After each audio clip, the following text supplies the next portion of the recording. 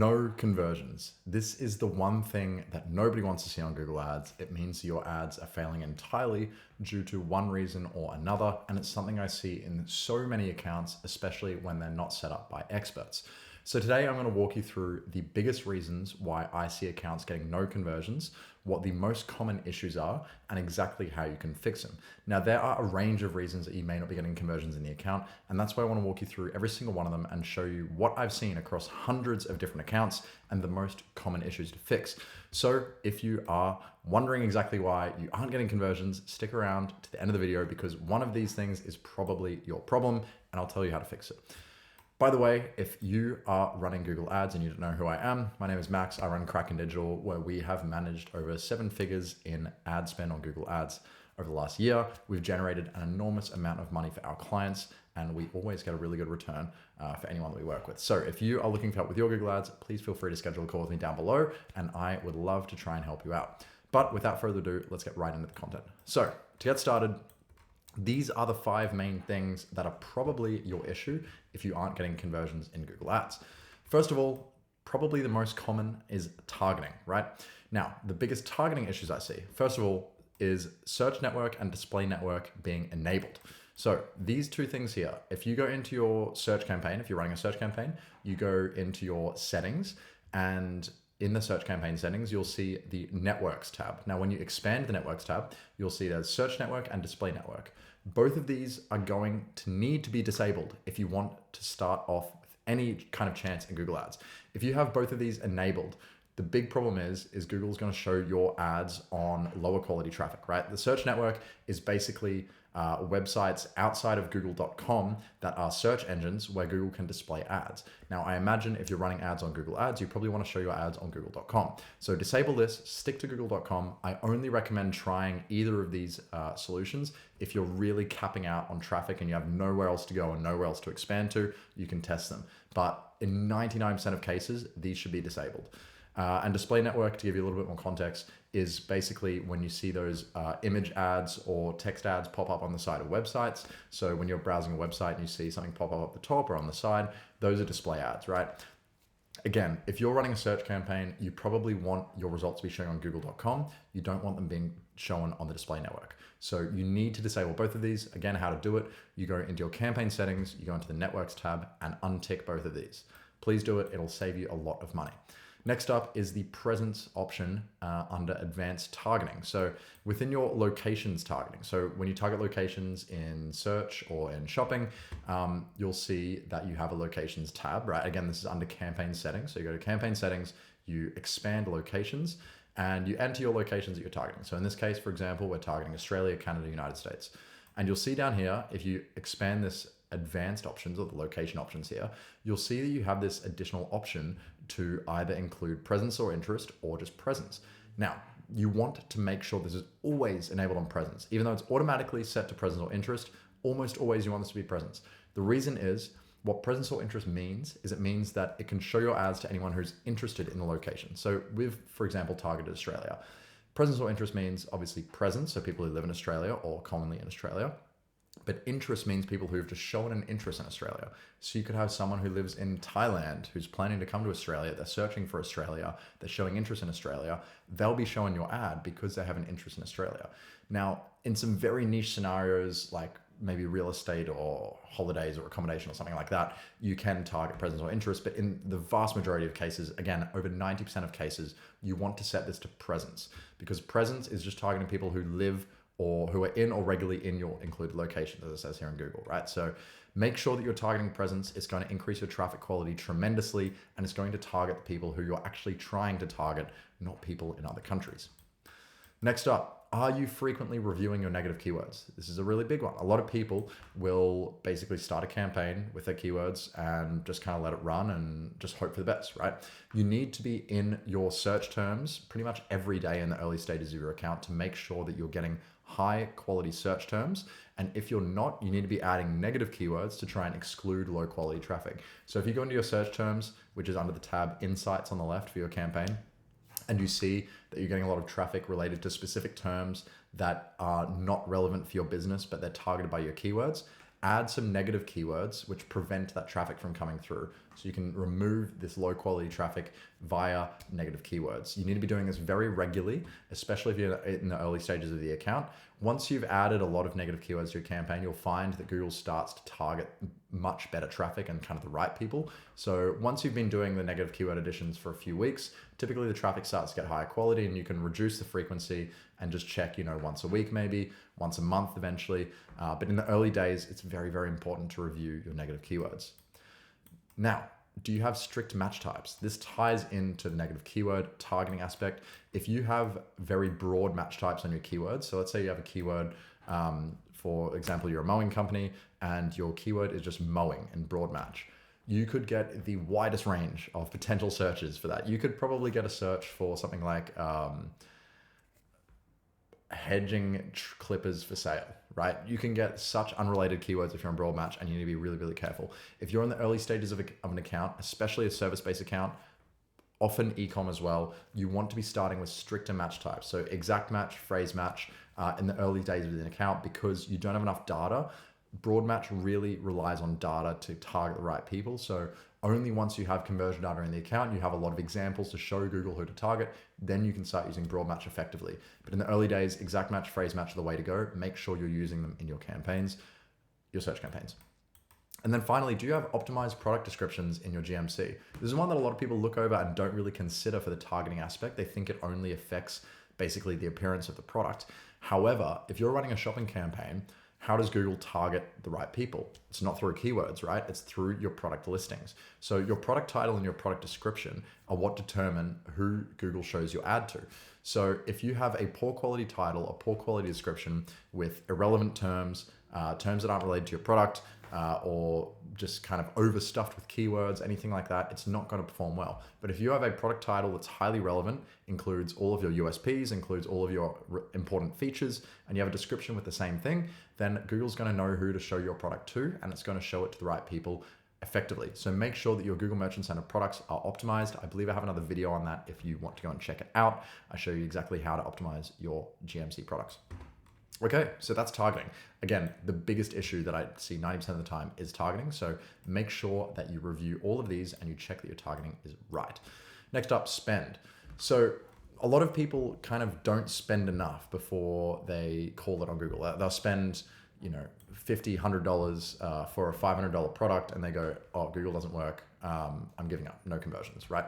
But you need to make sure you've spent at least 2 to 3 times your AOV before you can make any decisions on a campaign, right? So if you sell a product for $200, you need to spend at least $400 to $600 before you make a decision, especially to stop ads as a whole, but even just on a campaign, right?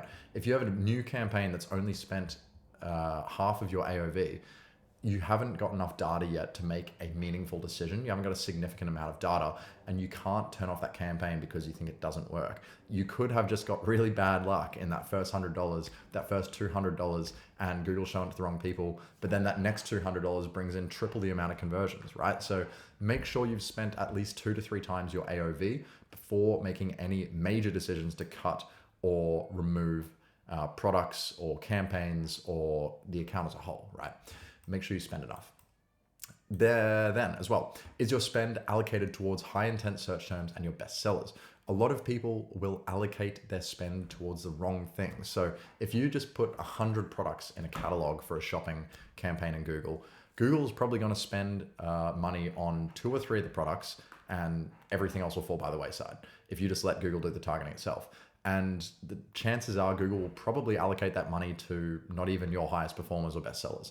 So make sure if you're starting out new on a store, you always start by advertising your best sellers and your highest intent search terms. You need to target these initially because that is where you're going to get the most bang for your buck, right? You know these products sell well. You know these are your highest quality services, your most interesting services.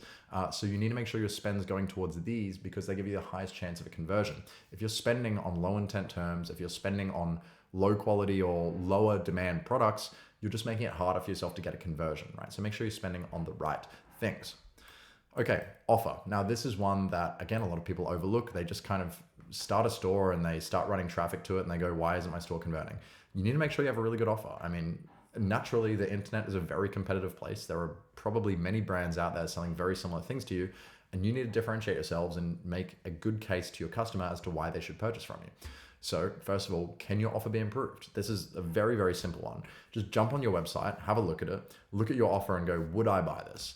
Or go and show it to your friends, show it to your mum, show it to ideally strangers who don't care about your opinion. Obviously your loved ones, your friends, your parents, they might be nice to you and say it looks really good when it doesn't. But if you can show it to a stranger on the internet who has, no care for your feelings, then they'll give you a true answer and they might say, yes, it looks great, in which case, fantastic. If they say, no, I would never buy this, then maybe take that into account and ask them, okay, what can I improve? What about this don't you like? Is it the price? Is it the angle? Is it the USPs? What do I need to improve here? And once you find that out, you can then improve the offer and make sure that you have a very, very competitive offer compared to your competitors. Another thing you can do is go onto competitor websites, see what their offer is, what they're selling, what they've got on top of their offer, what their images look like, what their price is like, what their shipping is like, everything like that, okay? Here are some examples. You can compete on price, you can add some free gifts, you can have a guarantee, you can have higher quality, you can have free shipping, you can have faster shipping, you can have a range of things that you can add onto your offer to make it stronger and make it more likely for a customer to purchase. All right, next up, competition.